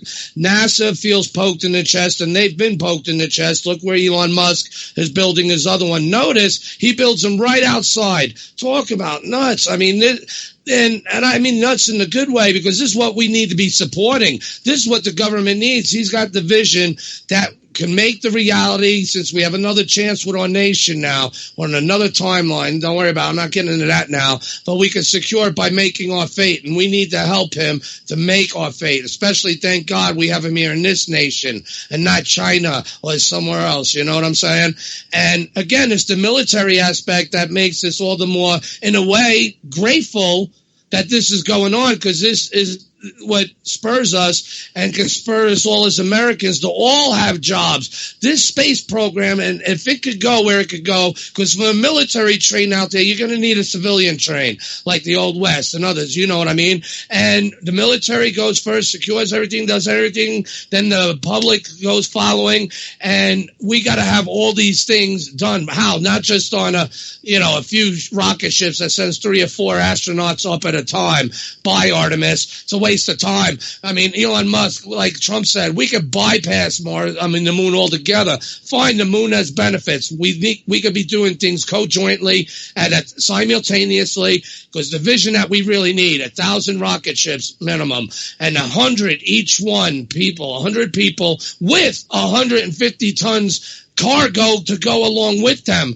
in each one. Never, let alone the refuel out there in space, docking stations, restaurants, poop rooms, shower rooms. I mean, you're going to need cooks, cops. You're going to, it is just the same here on Earth, but we have to expand out. And the more we do that and focus on that possibility, and to get jobs for, not just STEM sciences, the benefits for that, but just to be inspired the way you could go up in space and still do the same type of jobs that you're still on Earth. But granted, it'll be in a different environment of where you're being part of the future, because we have to become an off-world species. We have to, threats. No threats aside, it makes sense, especially to replenish our planet without needing a god to come back to do that for us. Which till kingdom come, it is what it is. But that don't mean it has to go down the way that it was written. That's what prophecy's for. We could wake up. We could do something different. If that's going to happen, it's going to happen. But we don't have to go down the way that obviously it happened once before, depending how you look at it, people. But if we all got behind Elon Musk and his vision, NASA is jealous. They just want the money. But who are they working for all these years, Francis? For those that were destroying this nation, giving it out to the Chinese. I have another word from them, their commie army. But I'll just say this, and the other problems around the world, and they were destroying us. Now it's being, where Kennedy left off, it's being built again. You notice that gap, Francis? What do you think of that? Because I know you were around, I think, for Kennedy, right? Or that's just, you came just after? I came a little bit after, but this is what I know. What I know about that is that I find it very strange that the technology you will find us using, NASA, seems to be the same technology that it was when Kennedy was building his space program. Right. I'm hearing an echo. Building big effing rockets outside with a vision that NASA's jealous of and wants to keep us on the ground with a turtleneck snail pace speed agenda. To bring. We would never get to Mars in our lifetime. It'll be our kids and our grandkids. But by then, they weren't planning on in America. They weren't planning on a Trump. They weren't planning on we the people. And look what's being shaped now, entrepreneurially. And you hinted at that already on various shows. Elon has got it. He's going. There's no stopping him. But like Dr. Brandenburg said, well, he laughed. He said basically, he's working for the U.S. government at the same time. So if he's going on what they are saying, and well, fine, but they are already bridging themselves with Musk. I mean, he is building one of his rockets right there at the Cape. How jealous and pissed they must be. They're not the big dogs anymore. And look, they obfuscate. You cannot have them with that.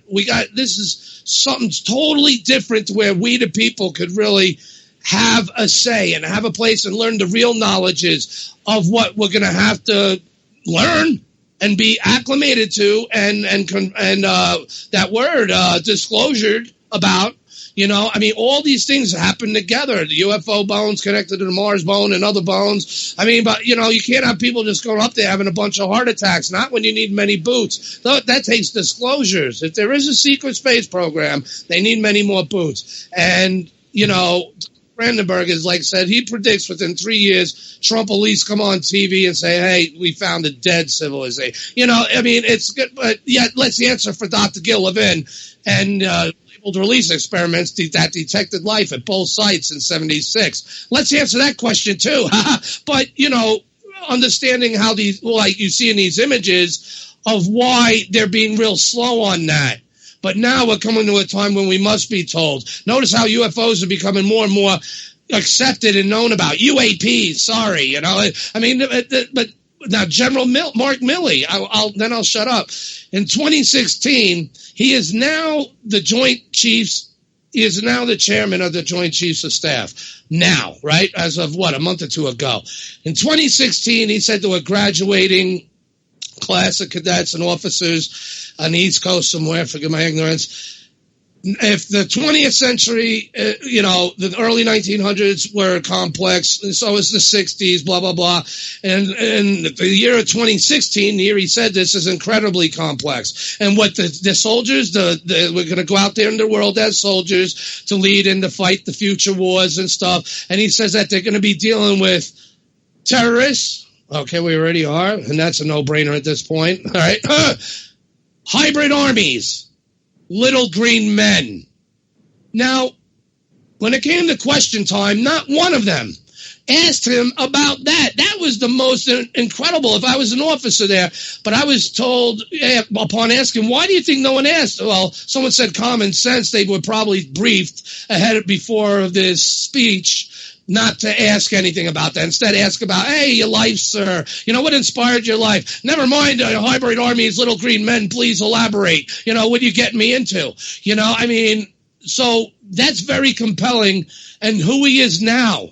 And the fact that the new general sworn in again on the 15th, same day as Tucker's thing there about government refusing to give out because of the severity of the national security, but yet who's being sworn in and the fact of what they're being paid by, and there's going to be thousands that's going to be going out. And that's what he said. We're going out. We're shipping out. They're doing what they got to do. They're going out there. So their boots are going to be on the face of Mars. Now, if there is a secret space program, therefore we would attribute that to the deep state. The ones now, like Trump and the Patriots are going around this planet to clean up these spots. Could that be a spot to where they're at already, where we need to send our Patriot troops to clean up the deep space spots out there? Now, I'm not saying that's what it is, but I don't think that's far-fetched. Now, that would be a reason to put many American boots on the face of Mars to counter the deep space program, secret space program,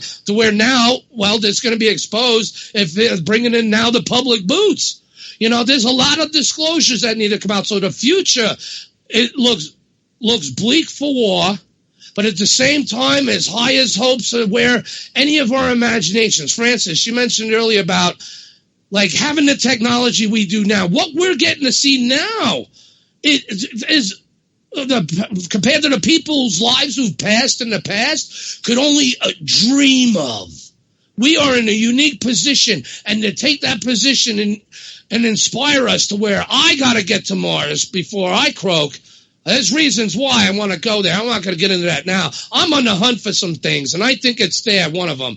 Now, the thing is, look what is out of colonizing, you know, whether it's Mars or in space or on other moons. And if they're already out there, and if it's not the deep space forces we got to deal with, it's the threat coming from deep space that both presidents and generals would hint at, but no one's raising their hands. Yet they clap. They're sheeple. But they don't get it. And what there's being coded and clued to us, if you see and put the picture together, you can't make this up. We're being disclosed the truth. And that means what? Mark Milley. Remember, 2016 he said this. Who is he now? The chairman of the Joint Chiefs of Staff. He was standing right behind Trump when he announced that they blew up that terrorist bastard over there. And he was right behind him. And with the rest of the team, what does that tell you? What does that tell you, people? I mean, I know I'm talking too much, but am I talking too much? I'll shut up, Francis, but I think it's a good point to make, because the future is anything that we make it now. We must make our fate. And it's not just the powers that be anymore. It's the power that we're getting the people back into this. That's what this is all about, why the D-State hates Trump. And he's right. They're going after him because they're coming after us. Look at Virginia. Look at other places. But look what's being built out there, Boca Chica, and also out there on the Cape, where snob-nosed people wanting to sell us out to the commie armies and stuff like that, and not be appreciative of we the people. You mentioned it yourself. Where's the technology from Apollo? Oh, we lost that, did you? I don't know. I'm just saying, I'm optimistic, but yes, it looks bleak for war. We all got to adapt and to the realities of the UFO threat and who and what's connected to it.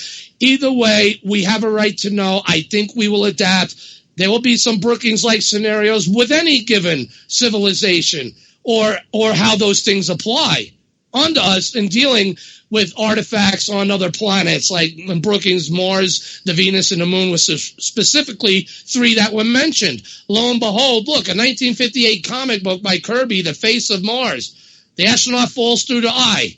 And as he's falling, he sees a virtual world of a memory of what happened there, a war taking place. See, and he thought he was in the midst of it, but he wasn't. It was like a hologram. And he got to see, and therefore we got to see, because again, those old books, like those old books you mentioned, Francis, the people who are in the knowledge put them in books as science fiction stories and stuff, because there's no other safer way to get it out. Plus, they make a buck, but plus they know and hope that someone down through time is going to eye on that and know that we were trying to be told.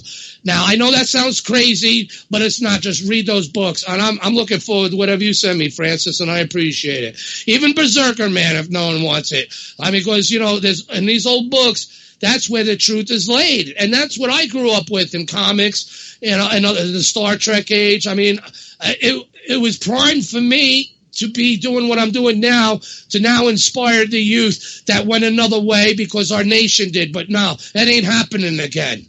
Now we're going to make our fate on this new timeline. And the Martian revelations of reality, the amazing signs and wonders that Francis is seeing out there, everything's going to converge on the reality that we're not alone, and we have to grow nuts. We have to deal with it, and we will. There's many positive aspects to where we don't have to run in fear and hide because of the unknown anymore.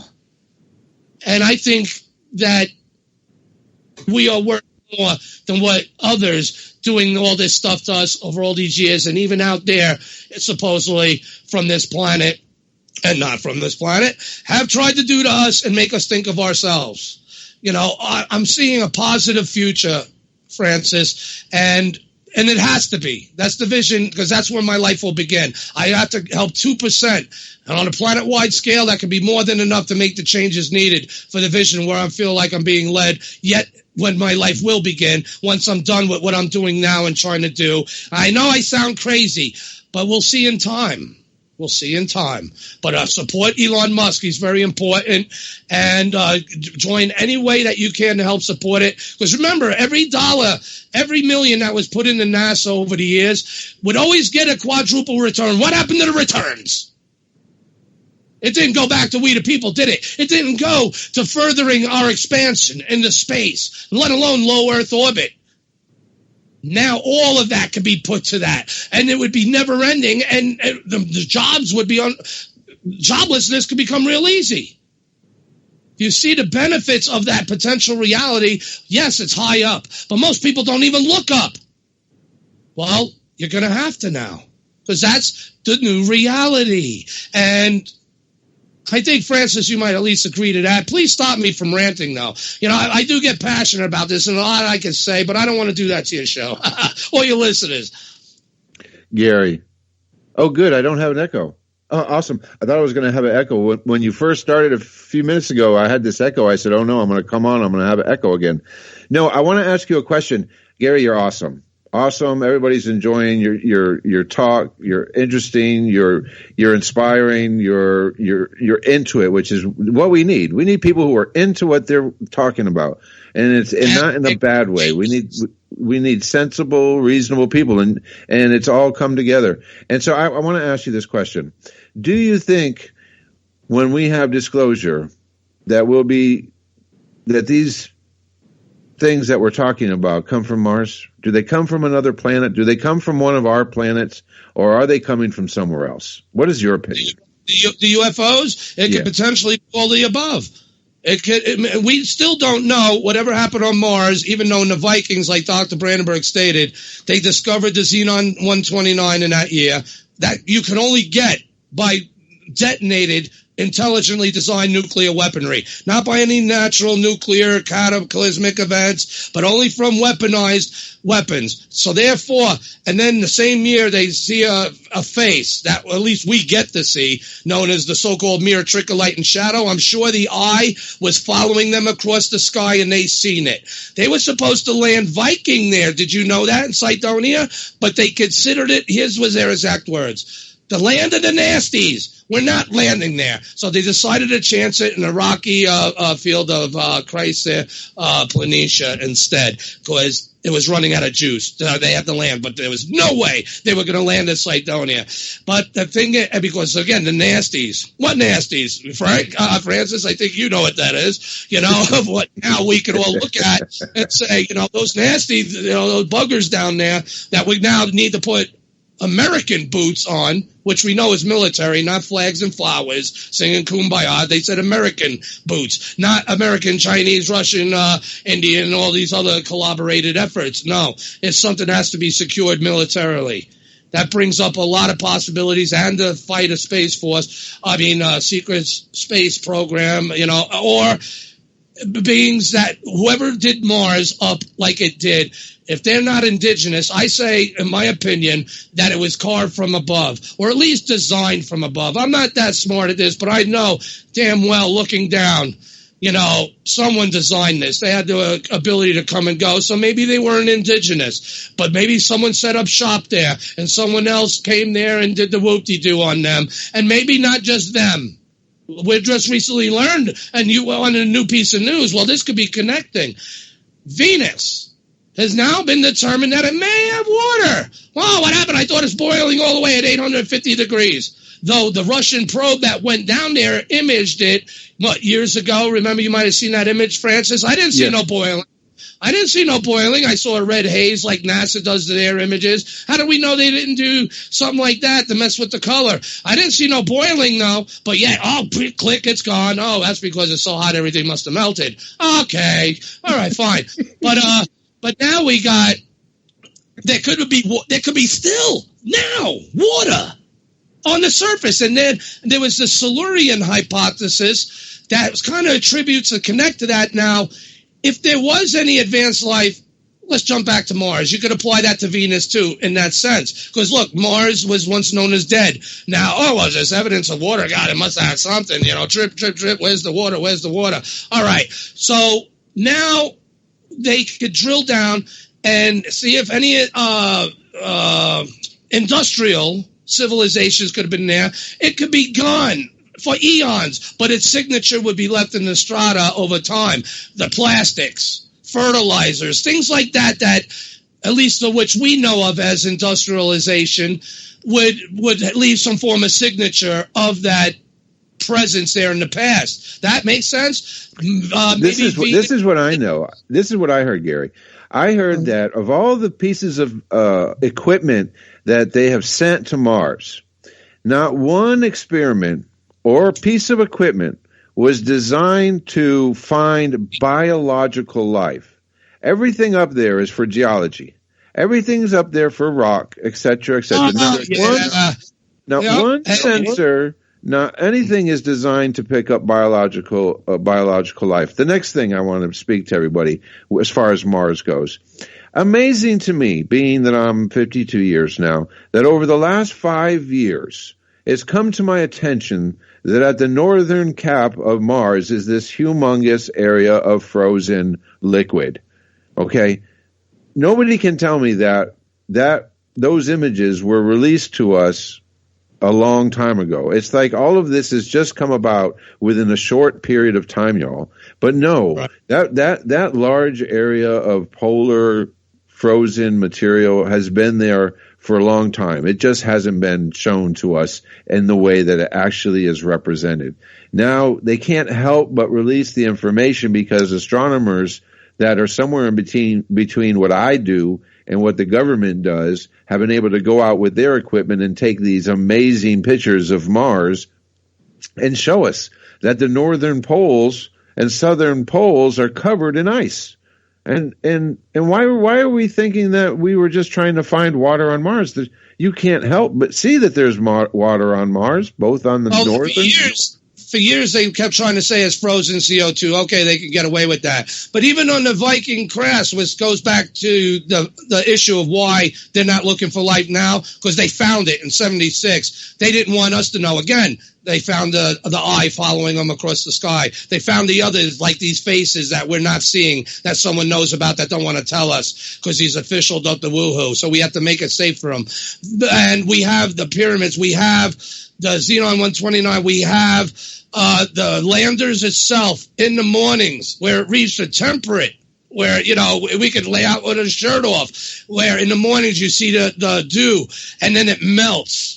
All right, that don't look like CO2. Well, it could be, but how about this? If you don't want to send life detection experiments, you keep kicking Dr. Gillivan in the balls. He's 95 years old. He deserves our respect, and the history needs to be rewritten correctly to honor him before he dies, in my opinion. He's 90, maybe 96 now. His mind's still sharp as a tack, and for years he kept submitting proposals for them to do even upgrades, because, look, they already had replication at Chrysler Planitia and Utopia Planitia, 4,000 miles apart, the same test, dual test. They proved positive for life. They blackballed him, kicked him in the nuts, and as well as we the people. Now, that being said, down through time, he kept submitting proposals. Well, they mock him. They send it home. The last one that he submitted, get this, they sent home in a cab. It's like they didn't even want to register it through the federal system that he summoned them, because they told him, stop submitting. We're not going to do it. Why?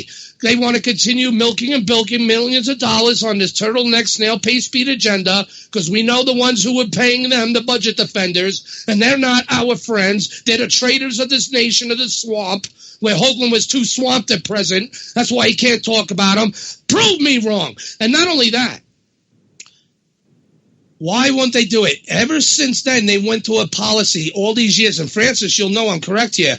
Every article, they say they're out to look for the possible signs of life, which is to everyone, like a lawyer says, you better do that, cross that I, cross that dot that T, whatever, or vice versa. You know what I mean? But you better not say anything else but you're looking for the possible signs of life, because it shows they cannot be lying to you. They're putting an impression that they're looking for life, but they're not. They're looking for possible signs. How? All these different things, like you said, all these, a magnificent array, but yet something so cheap could be put on there too, with the telescope this time, with other things that he would have proposed, and you could get him on sometime to tell you all about that and how it would be beneficial and cheaper than the other things to detect that life, and then let the other things check it out. And I want a percolate tester. They said, chemically, we haven't even duplicated the chemical reaction effect they're claiming that was Dr. Gill's labeled release experiment results was from a chemical response. But there's another word, I'm going to keep it clean. Thanks, Francis. Sorry. But you're great, Gary. You could do that, those tests. You couldn't even do it on Earth. No chemical response, but yet they're going to say that's what it is on Mars. And Dr. Gillivan hit this nail on the head, too. It's because they're not looking for life. They're looking for signs and evidence of Darwinian evolution. And that's only a theory, and we're being taught that it's a fact. And it's not a fact. And the fact of the matter, like Dr. Gil Levin says on my show, I got it in the archives. Again, he's 96 now. You got to feel him. I mean, I'm not even going to get into everything I tried to do for him and how we were screwed, and Hoagland's behind that too. Thanks, Hoagland. But I'll say this, that it don't matter, because the truth is going to come out. he will be validated and vindicated, and he will have his name put back in the history books as he deserves, but I think he deserves it before he passes. And I think with his smart, tacky mind, he knows what he's doing. He didn't want to get into visual stuff like Cydonia and other stuff because he says that's what people with levels, those are his exact words, levels above him. And he has a hard enough time anyway trying to prove that the experiments found life, which they do not want to replicate again, even though we had replication on Mars with 2 different landers. As far as science goes, what more replication do you need? But he says he sees the value of redoing it to replicate with modern tests, especially with what he proposed for himself, and which he deserves this information. They came to him years ago, not the other way around. And it's a simple test that's still used, Francis, even to this day. Just all over the country of people testing water. That's all it is. But all he did was shot some radiation juice in it so they could detect the farts coming out from the amoebas and the organic life. And therefore, boom, instead of waiting for it to bubble, that was the solution. And he had controls to it. Now, he claims that there could be a chiral left-hand activity to right hand, if you follow me. I'm just repeating his words. I don't know. I'm not the scientist in this regard. But I get what he's saying, and those things need to be tested too, because then if it is, on the other hand, that life supposedly evolved or took shape there, where ours might be on the right hand, if that world's left-handed, then that's short of proof and beyond of the excitement and amazement of finding Genesis on another world. Life is universal, he says. So you're right when you hit, and I'm reason why I'm going on and then I'll shut up is because you're right about that. And I want to bring up Dr. Gillivan's name. He deserves all our respect. He needs all our help. He knows he's been railroaded, bamboozled, as well as we the people. He says, when I asked him, well, why do you think that is? Well, they wanted people caring more about their hot dogs. They didn't expect to find life. That's why they had those tests on it, and they were mad. But think about it. What else they really knew? Again, the Xenon 129, the dew in the morning and melting. The eye from a face following them across the sky, where it's called the land of the nasties, where they were supposed to land and didn't. You can't make this up, and that's why the whole hoopla, the part of the cover up on this is because, like why Dr. Brandenburg said those images weren't shown, because they're used as deep background. And that makes sense why it never aired in the United States, because you can't air state secrets. But they could and sure did in Germany. Was it East Germany then? And also in Moscow. Now, Roscoe, again, is the one, Russia, that why we even know about the main face, because they sent it out first on a Xerox copy that they got from someone. Guess whose name? I won't get into that now. That's another show for another time. But, hey, you can't make this crap up. That's the real history of it. And then we have to get a cover story of a mere trickle, light, and shadow. But yet I'm finding others, just not the ones seen in those images yet. Why? Because there's craters everywhere. Ha, ha, ha. That's the Mars we know. I wanted to tell you that 7 from the chat room said, no, Gary, you're not crazy, Lo. You're completely onto it. We do have to grow up and recognize our place in the universe. So true. And I want you to know from me as well, Gary, that you have been amazing this evening. As always, you are just so entertaining to listen to, and you're so right. You have the tenacity for this business. I think that if I would put anyone in the position of, if I would put anyone in the position of going after what we're going after here, you are the guy. You are the guy. We're coming up at 9:53 p.m. in New York City, 8:53 p.m. here in Central Daylight Time, and then we have 7:53 p.m. in Mountain Time where Gary is. We have 3 more minutes of airtime, Gary. I wanted to be sure that I thank you, and thank you from our guests and listeners as well.